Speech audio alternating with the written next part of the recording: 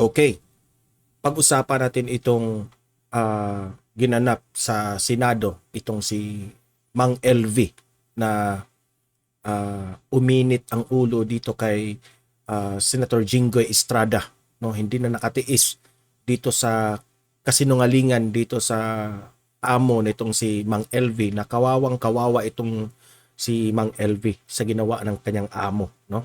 Yan ang ating papanoorin at magre-react tayo dito kung gaano minaltrato itong si Mang LV, no? Na nagkaganyan siya, nagkabulag, nasaktan, maraming depekto ang kanyang pangangatawan dahil nga sa ganyang amo. Marami tayong mapupulot na aral dito. Marami tayong mapupulot na lesson na yung mga kasambahay natin ay dapat nating tratuhin natin na pamilya sila, no? Hindi natin ganyanin, no? Na grabe, sobra. Yan ang ating pag-usapan ngayon. Ipapakita ko yung video na ito na umutok sa galit itong si Senator Jinggoy Estrada. Okay? Pero bago ang lahat, help me na i-like at i-share itong video natin sa Facebook at sa YouTube para kakalat ito sa taong bayan. Okay? Sabay-sabay tayong mag-like and share sa Donmar TV. 1, 2, 3, go! Thank you. And also guys, i-subscribe, i-follow ang Donmar TV para lagi kayong updated sa mga balita na kagaya nito. Okay? Sabay-sabay tayong mag-follow and subscribe sa Donmar TV. 1, 2, 3, go! And gusto ko rin magpapasalamat sa nag-haircut sa akin sa Robinson's Dumaguete. Yan, dyan sa Cut and Loose. Shout out sa aking master cutter. Okay? So, ito na. Ipapanood ko sa inyo at magre-react tayo dito sa nangyari dito sa pagputok na sa galit nitong si Jinggoy Estrada dito sa amo ni Mang LV. Okay, let's play the video. Ni minsan ba hindi nyo pinagbuhatan ng kamay? Minaltrato si Aling LV sa loob ng ilang taon na namamasukan si LV sa'yo? Hindi po, Your Honor. Sales boy nyo alias Pau Pau. Nakita niya paano abusuhin si LV. Pinupukpok mo na martilyo, sinusuntok. Oh, kahit ang dami ng ebidensya, ayaw pang umamin nitong amo ni Mang LV. Dinidikdikan ng sili at pinakakain sa bibig ni LV. At Grabe. nilalagay mo pa raw sa ari ni LV. Opo, totoo po lahat yan. Totoo po lahat. Yung Pero balita ko ha, pinakukulong na ni Senator Raffy Tulfo sa pagsisinungaling nitong mga amo ni Mang LV. dinidikdikan ng sili at pinapakain sa bibig mo. Opo, sinusubuan po ako ng sili. Tapos nilalagay pa sa ari mo. Opo, totoo po yan. Tinanggi nyo nung nakaraang hearing na sinaktan nyo si Aling LV. Sagot. Yes po, Your Honor. May nakita ba kayong mga pasa o sugat sa anumang parte ng katawan ni Aling LV nung panahon na mamasukan siya bilang kasabahay ninyo? Ulitin ko ulit yung tanong. May mga piklat na po siyang pumasok sa amin. Piklat? Mga 3 days po. Saan ang Mga piklat 3 days po ulit? siya nakikita yung mga piklat niya. May mga piklat siya sa mga paa, Hindi mo sa mga tinanong kamay, sa galing tsaka yung sa peklat. ulo. Eh, wala pa akong oras, Your Honor, na magtatanong na ng Wala mga akong personal oras. nila. Grabe naman yung walang oras. Kahit naman tayo, di ba? If merong taong, merong obvious na peklat, natural magtatanong ka. Hindi naman yan aabot ng 1 minuto nang magtanong ka. Unang araw na pumasok siya, hindi mo tinanong kung saan galing yung peklat niya. Kasi posible, hindi nyo nakita yung mga pasa at sugat sa katawan niya kung araw-araw siya mamasukan. Hindi mo tinanong kung saan galing yung sinasamang peklat. Hindi na po ako nag-usisa, Your Honor, sa kanyang buhay. Hindi mo siya kinunan ng NBI clearance nung pumasok sa sayo? Hindi po. Bakit? Tiwala po kasi ako. Tiwala din naman po ako sa tao. Kumbaga.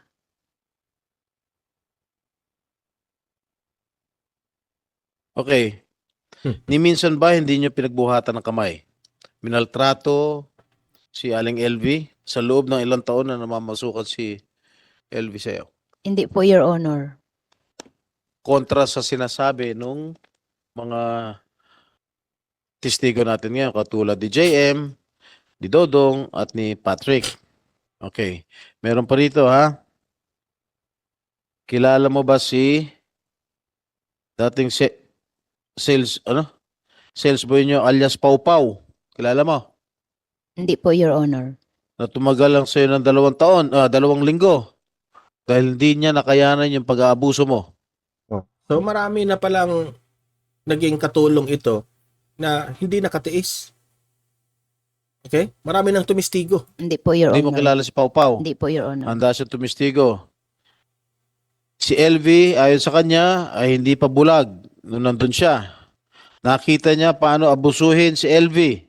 Grabe, ang dami na palang mga testigo ito. No? Nakita niyo naman ang sitwasyon ng mata ni Mang LV na grabe ang pagkasira. Diba? Kung mapapatunayan dito na talagang inabuso itong si Mang LV, dapat ang makulong habang buhay itong mga amo na yan eh. Pinupukpok mo ng martilyo, sinusuntok, dinidikdikan ng sili at pinakakain sa bibig ni LV. At Grabe. nilalagay mo pa raw sa ari ni LV. Hindi po, Your Honor. Aling LV, totoo ba ito? Ano sa lahat ng mga sinabi ko? Pwede kang sumagot, pwede hindi mo sagutin. Opo, totoo po lahat yan. Totoo po lahat. Yung dinidikdikan ng sili at pinapakain sa bibig mo. Opo, sinusubuan po ako ng sili. Tapos nilalagay pa sa ari mo. Opo, totoo po yan. Napakawalang hiya nito. Oh. Meron pa isang garbage collector. Alias Paul. Baka hindi niya tunay na pangalan to. Kinuha ng litrato si LV. Matapos sabihin na siya ay minamaltrato.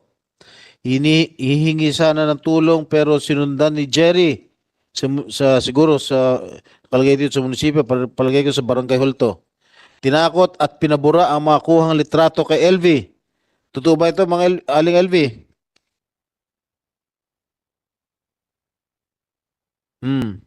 Ikwento mo tungkol sa basura, Aling LV. Yung pong nagtapon po ako ng basura, may mga sugat na nga po ako at duguan. Tapos po may mga pasa-pasa na po ako sa mga katawan ko sa mukha. Tapos po, tinatanong po ako, sinong may gawa niyan? Teka, sino nagtanong sa inyo, Aling Grabe. LV? Yung pong nagkumukuha po ng basura. Nagkakot ng basura. Opo. Okay. Tapos po, pinipicturan nga po ako. Tapos po, dumating po si kuya, biglang niya po ako hinila. Tapos, Sino umila sa'yo? yung pong amo kong lalaki, Bakit ka hinila? sabi niya, wag kang magkukwento dyan, wag kang magsusumbong. Tapos po, sinabihan po yung nagkakuha ng basura, burahin mo yung mga picture na yan. Sinabi niya rin sa nangongolekta ng basura Opo. na pinabubura yung mga pictures na kinukunan ka. Grabe. Opo, tapos po sinundan po yung mga nagbabasura sa opisina nila. Okay, ang balita ko, hawak ng Municipal Social Welfare Office ang mga litrato. Opo. Makakasagot pa itong tiga DSWD. Hawak niya ba ang mga litrato? Di ba may representative tayo DSWD dyan? Ha? Ay, bilisan niya pag-ihi. Hindi, tiga Batangas yan eh. Di ba?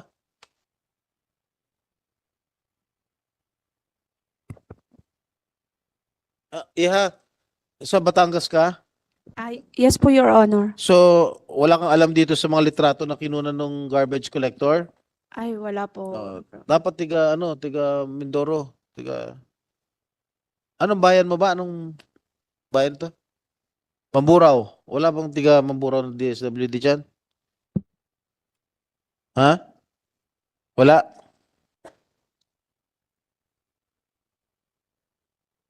Wala po, Your Honor. Pero, Senator Estrada, yung suggestion ni Senator De La Rosa that the women's desk Siya pa play mo. of the PNP should Yeah. likewise be involved. Mr. Chair, WCD. I think we have a video of an interview with the garbage collector, if we can show it. Mr. Chair, with the permission of Senator Jinggoy, Yeah, please. habang piniprepare yung yung Senator De La picture, Rosa is recognized. tanungin ko lang si Manang Lagot kayo ngayon. May ipapakitang ebidensya. Manang Ilbe, yung lahat ng dinaanan mo na paghihirap at pang-abuso, wala kang attempt na lumayas? Umalis sa bahay nila?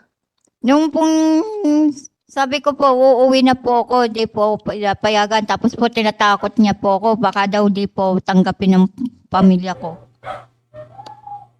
So, wala na pinahayaan mo na lang yung kapalaran mo na magtiis diyan sa pang-abuso hindi. nila. Wala ka nang balak lang lumayas. Paano po ako makakaalis? Wala po akong pera, hindi po ako sinusweldohan. Tapos po yung cellphone ko, kinuha po nila. Hindi po makatawag sa pamilya ko dahil gusto ko na nga po umuwi dahil po sinamsam nila yung cellphone ko. Ito yung example na kawawa itong si Mang LV kasi wala ngang knowledge about sa legalities. No, kung meron, kung nagkataon na may alam itong si Mang LV, eh lumayas na siya na hindi siya humingi ng hindi na siya nagpaalam ng kanyang amo. Pumunta na lang siya direkta sa pulis at tutulungan siya. Diba? Ngunit hindi ito nagawa ni Mang Elvic dahil inabuso nga siya sa kanyang, alam nyo naman, yung ibang mga kasambahay, yung ibang mga katulong, eh wala talagang mga knowledge about kung papaano. No? Alam nyo naman na sila ay namamasukan na nagtrabaho sa iba para lang mabuhay. Pero ito pa yung ginawa, inabuso pa ng amo. Yes. Thank you, Mr. Chair. Salamat po ng Elvis. Salamat. And who will annotate for this? Volume? Walang volume. Ayan, Hindi ipapakita nakita niya. si Aling LV. Si Aling LV ba yun? Doon sa mga witness. Dahil po sinamsam nila yung cellphone ko. Garbage collector din ang nakakita sa mga naging pasa noon sa braso ni Nanay LV.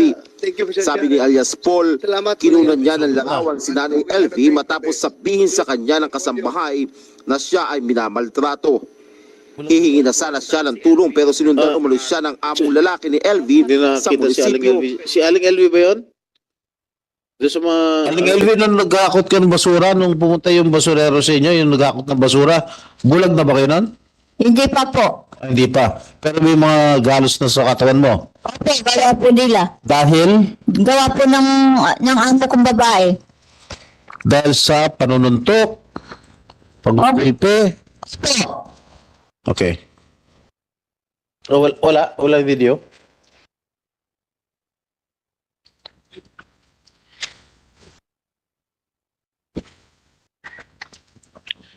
O habang piniplay yung video with the permission of the chair. Habang hinihintay natin yung video with the permission of the chair, I'll just continue asking questions. Okay. You may proceed, Senator Estrada. Madam Franz, kailan nabulag ang mata ni Aling LV? Oh, wala video. Isang dating garbage collector din ang nakakita sa mga Nung naging umalis po sa amin yan, Your Honor, nakakaaninag pa. May mga video po kami dyan na ipinasa namin sa piskal. Habang Nung umalis po sa amin, kung kailan mo nalaman na nabulag si LV? With the permission of the chair. na lang po, itong 2023 ng mga May na lang po, medyo mahina daw po yung kanyang paningin. Medyo lumabo daw po yung kanyang paningin. Kaya hindi ko po alam. Eh, sabi niya, basta lumabo lang daw po yung paningin niya eh. Grabe. Yun po ang sabi niya Ay, sa ito amin. may sinasabi mo na karahilig, sila mo. Kaya nabulag yan dahil nag-aaway sila ng mga kasamahan niya. Ngayon, hindi mo alam. Nagkasugat lang po yung kanyang mata dito kako. Ay, hindi sanay ng pagkabulag yun. Dito po. Hindi nga magiging sanhi ng pagkabulag niyan totally. Kung sinagi lang sa mata. Ay, hindi po sinagi, Your Honor, kasi may mga dugo yun. May mga Bakit nga siya nagkaroon ng sugat? Tinatanong ko Sino sa'yo. nga po na JM nga po? Kinutusan nga lang ni JM, hindi mo magigisa ko ano. Totally blind yun eh. Totally blindness yun eh. Sabi nila sa akin nung umaga pagkagising ko po na siya ay sinuntok dito kaya po may dugo dito sa ganito niya sa kaliwang mukha niya. Senator Junggoy. Mr. Chair. I would like to interject with the Interjection. permission of Senator Estrada. Go ahead. Ako, nakikinig lang ko to sa sinasabi ni Ginang Franz. Okay. So, puputulin ko itong video. Ipapakita ko rin yung nandito si Tulfo, no? Na talagang ipapakulong na ni Senator Tulfo itong amo ni Mang LV. Okay? I-skip natin na teka muna. Sound check. Okay. Hello, sound check. Okay, skip natin ha. Dito. Wait muna. Papakita ko itong video na ito na ito yung video na galit na galit nga itong si Senator Tulfo at gusto niya ng parusahan itong ano. Ayan. Okay, again, let's play it again with audio. Sana makulong kayo Yan. ng mahabang panahon. Puro ka walang alam. See? Hindi tamang sagot yan. Dito, lumilitaw talagang sinungaling po kayo, ma'am. Kasama yung mister. Saksakan kayo ng pagkasinungaling. Mangyak-ngyak at tila nagsisi si Franz Ruiz sa kanyang ginawa kay LB Vergara. Nakadete na siya sa Senado. Gusto ni Senador Tulfo na makulong si Franz Ruiz ng mahabang panahon para pagdusahan ang kanilang ginawa. Pero nagmatigas pa rin si Franz at pinanindigan na wala siyang kasalanan at hindi siya ang nanakit kay Ayaw LB. pang umamin. Kahit meron ng ebidensya, ayaw pa ring umamin. Gusto niyang palabasin na inosente siya sa pangyayari kaya pumutok sa galit si Senator Tulfo. Ma'am LV, few questions na lamang. Hanggang ngayon, hindi ko pa rin talaga maintindihan.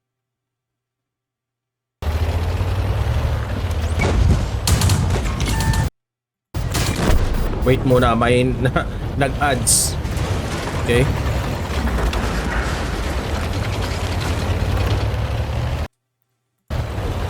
Grabe yung ginawa, guys. So, ito yung lesson learned, no?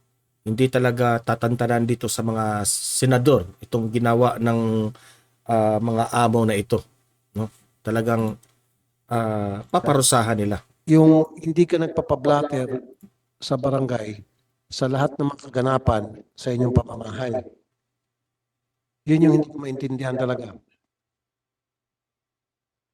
Kulong ka Sobrang ngayon. kapisihan ko po, Your Honor, kaya hindi ko na po baga nagagawa, Your Honor. Ang sinasabi ko na lang po sa mga kasambahay, bantayan nyo na lang yung pagkain kasi alam nyo naman ang sitwasyon ni Ate LB. Ganun na lang po ang pinapakiusap ko, Your Honor, sa mga kasambahay namin. Sa sobrang busy mo, pinapabayaan mo na lang na nagkakagulo na sa pamamahay mo, meron ng hindi mga kanais-nais na nangyari. Sabi mo, may granting, tanggapin ko muna na hindi ikaw nanakit. Kunyari lang, ikaw na mismo nagsabi, nagkakaroon ng bugbugan, sakitan, lahat. Hindi mo pa rin asikasuhin yun? Hindi ka pa rin action? Hindi ka pa rin kikilos? Your Honor, itong late ko na lang po baga, Your Honor, na nalaman po yan na ganyan pala yung nangyayari sa kanila kasi po tuwing makalawang araw, minsan 3 araw po, nabiyahe kami mag-asawa, lagi po kami ang nabiyahe na namimili ng gulay. Kahit naman pag-uwi mo ng bahay, siyempre tinatanong mo, ano bang nangyari? Kumusta na rito? Ano ka ba? Uwi ka ng bahay mo, tutulog ka na lang. Siyempre mag-uusisa ka, kumusta mga kaganapan? Kausapin mo yung ibang mga kasambahay, mangumusta ka. Your Honor, pagdating ko po, ako pa rin po nagkakaha maghapon. Tapos pag Ikaw pa rin nagkaano? nagkakaha po sa aking tindahan. Pagdating Grabe, ko po, Palusot. Siyempre, ikaw magkakaha, ikaw ang treasurer, pera mo yun. Pero ang ibig ko sabihin, meron ka pa rin time na asikasuhin yung ano mga nangyari sa loob ng pamamahay mo, kukumustahin mo. hindi pa ako nakapag ng oras, Your Honor, yun ang sa akin, See? yung sa time management. Very lame ang defense mo, ma'am. It's very obvious na Very lame. palusot Nasasabihin talaga. mo, wala ka ng oras. Palagi na lang walang oras, walang budget para pagamutin yung kasambahay mo Oo nga eh. na alam mo naman bulag na, tapos wala kang time na tanungin kung ano nangyari sa pamamahay mo dahil nagbubugbuga na. Puro ka walang alam. Okay, so ito lesson learned dito, no, na sa mga amo diyan na malilikot at mahilig umabuso sa mga katulong. Ito yung pwede nyong mangyari. Iyak ka ngayon. Makukulong ka sa inyong ginagawa. makakarma ka. Grabe ang ginawa mo kay Mang LV. You deserve to be in prison habang buhay kung pwede pa lang. No? Grabe. Magdudusa yan si Mang LV. Hindi na makakita. Bulag na habang buhay dahil sa ginagawa nyo. Katulong yan. Tutulong yan sa inyo sa mga basic needs sa bahay, pero anong ginagawa nyo? Minaltrato nyo. Grabe. So, kayo mga audience ko dito, libre kayong mag-comment, mag-react tungkol sa pangyayaring ito. Ano ang masasabi nyo? Ano ang masasabi nyo dito sa amo nila Mang LV? Anong gusto nyong mensahe sa kanila?